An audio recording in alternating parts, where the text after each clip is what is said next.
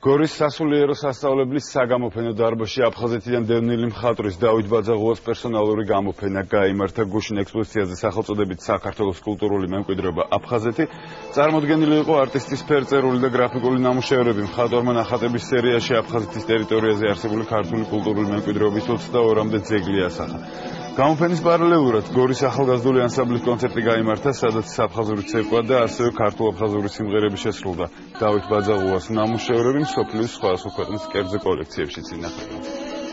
წარმოდგენილი მაქვს გრაფიკული და ფერწერული 66 სურათი.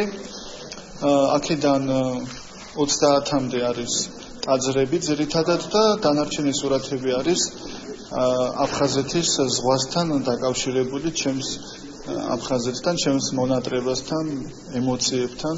სადაც შესანიშნავ ნამუშევრებს პრაქტიკულად მეც ვღელავ, იმიტომ რომ ისეთი შეგრძნება მაქვს, რომ დავდივარ აფხაზეთში და ვნახულობ ხელახლა იმას, რასაც ჩვენ მოჭკვეტილი ვართ 20 წელიწადზე მეტია.